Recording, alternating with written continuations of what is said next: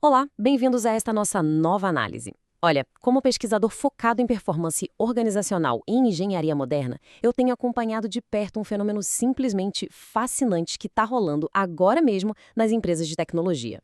Hoje, a gente vai mergulhar fundo para desvendar o colapso daquelas métricas tradicionais que a gente tanto conhece e expor as verdadeiras limitações de medir a produtividade baseada só no volume de entrega. É absolutamente crucial entender isso, sabe por quê? Porque a forma como o mercado enxerga o trabalho da engenharia de software está prestes a virar de cabeça para baixo.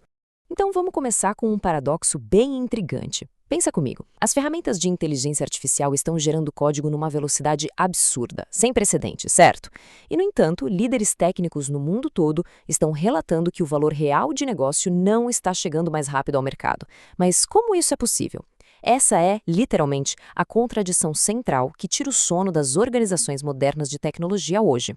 Para responder isso, a gente precisa investigar o que acontece de verdade com os sistemas quando essa velocidade local entra em rota de colisão com a nossa capacidade global de validação.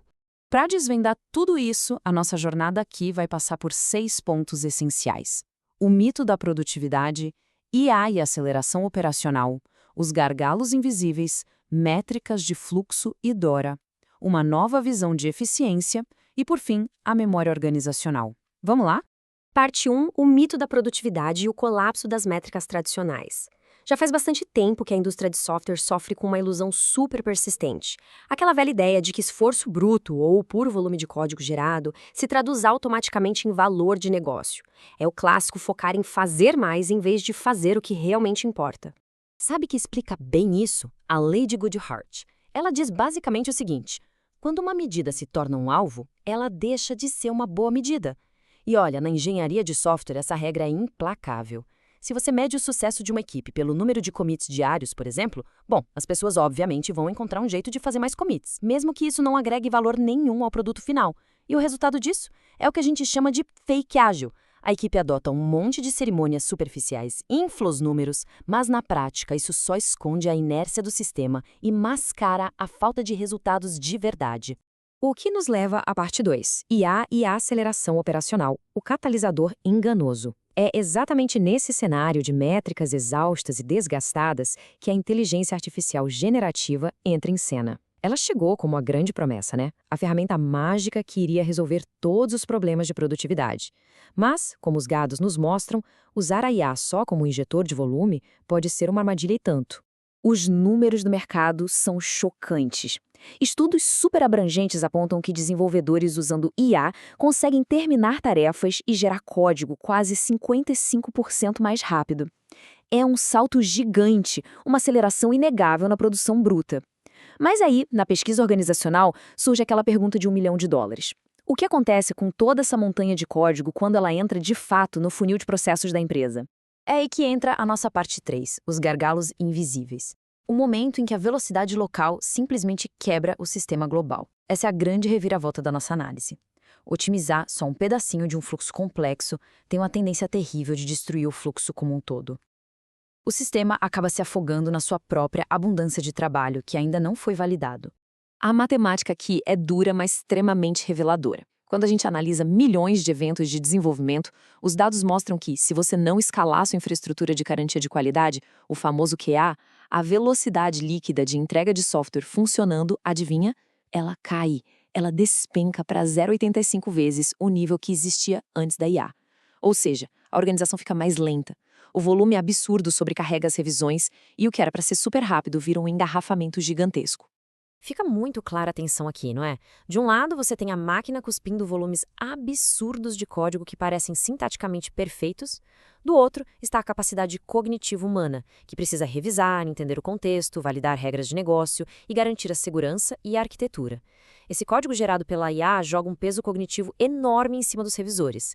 E sejamos sinceros, o foco e a atenção humana simplesmente não escalam na mesma velocidade que um algoritmo. Então, onde é que esse tempo está indo parar, silenciosamente? A gente mapeia 5 gargalos clássicos de latência. O código fica lá, parado, esperando para passar de uma equipe para outra. Ele fica travado, aguardando cadeias de aprovação enormes e dependências. Sofre com aquele excesso de work in progress, WIP, que obriga todo mundo a ficar mudando de contexto o tempo todo. Esbarra na dívida técnica acumulada e, claro, atrasa por causa de decisões lentas. Junta tudo isso e profissionais brilhantes acabam virando meros gargalos operacionais completamente exaustos. Mas calma que a solução é revelada por dados surpreendentes. Estudos mostram que se você investir em capacidade de validação, adicionando um único testador ou engenheiro de qualidade dedicado para contrabalançar SA, você não só recupera o fluxo, como joga a velocidade de entrega lá para cima, para 1,32 vezes o valor original. A gente está falando de um retorno sobre investimento de 18:1. É insano. Investir preventivamente na infraestrutura de validação é a jogada estratégica essencial da engenharia moderna.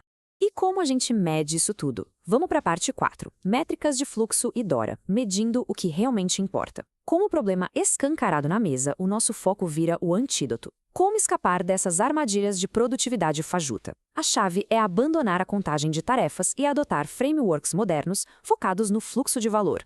Olha só a verdade desconfortável que a análise do tempo de ciclo nos mostra. Na esmagadora maioria das grandes empresas, cerca de 80% do tempo de desenvolvimento de software é puro tempo de espera. O código simplesmente fica parado. Só 20% ou menos é tempo de trabalho ativo. As flow metrics ou métricas de fluxo são perfeitas porque elas escancaram exatamente essa latência. Elas te mostram o custo real da ineficiência sistêmica, em vez de ficar só olhando para o desenvolvedor. E para garantir que essa velocidade toda não quebre o sistema inteiro, a excelência em engenharia usa as 4 métricas-chave do DORA. Esse framework é genial porque ele equilibra as coisas. Ele mede o fluxo, olhando para a frequência de implantação e o tempo de espera para mudanças, e bate isso de frente com as métricas de qualidade, a taxa de falha de mudança e o tempo médio de recuperação. É a garantia absoluta de que a pressa para entregar não vai acabar sacrificando a estabilidade. Chegamos à parte 5, uma nova visão de eficiência. Aqui o objetivo é passar da simples produção para resultados estratégicos, porque a engenharia moderna exige ir além. O verdadeiro sucesso hoje precisa considerar uma lente muito mais ampla, que incorpore o bem-estar cognitivo das equipes e o impacto financeiro real no negócio. E para lidar com essa complexidade toda, a gente sintetiza isso nestes 4 frameworks incríveis.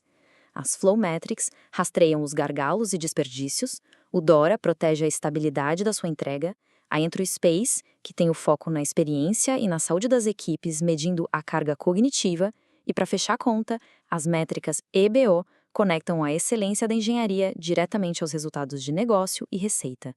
Esse quarteto representa a verdadeira maturidade operacional.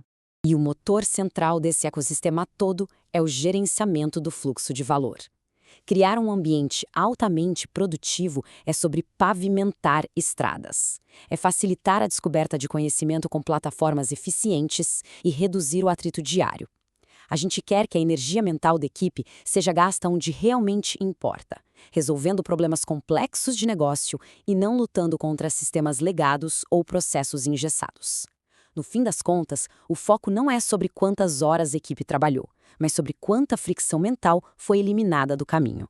Parte 6 e o nosso último grande pilar, a memória organizacional e a evolução do engenheiro moderno. Por quê? Com as ferramentas de IA tomando conta daquele trabalho mais tático e mecânico de digitar código, o próprio papel do ser humano nesse cenário precisa de uma redefinição total. Eu acho essa frase fantástica. De construtores de código a curadores de inteligência. Ela captura perfeitamente a mudança de paradigma de hoje. Se a inteligência artificial vai cuidar daquela sintaxe chata e do trabalho braçal de escrever rotinas simples, nós humanos deixamos de ser meros construtores, nós somos elevados a curadores. A responsabilidade da engenharia moderna passa a ser sobre desenhar sistemas avançados, garantir uma arquitetura escalável e renovar continuamente a memória organizacional e a lógica central da empresa. A lição fundamental que precisamos assimilar é sobre co-construção. O software corporativo não vai ser construído de forma totalmente autônoma em um futuro próximo. A IA é um acelerador excepcional, claro, mas é estritamente a supervisão humana de alto nível, aquele olhar crítico inserido no ciclo que assegura que o produto final entregue confiabilidade e integridade. Esse equilíbrio é inegociável. E para fechar a nossa imersão de hoje, eu quero deixar uma provocação com vocês. Pensa bem, se o código é a energia que faz o sistema andar, os processos de teste, qualidade e revisão humana são o sistema imunológico dessa organização. Não dá para gerar inteligência e valor sustentável só pisando fundo no acelerador da IA. A gente precisa escalar a capacidade cognitiva e de validação das equipes em paralelo, na mesma proporção. A verdadeira inovação vai acontecer naquelas organizações que conseguirem dominar essa harmonia. Muito obrigada por acompanhar essa nossa análise estratégica e até a próxima.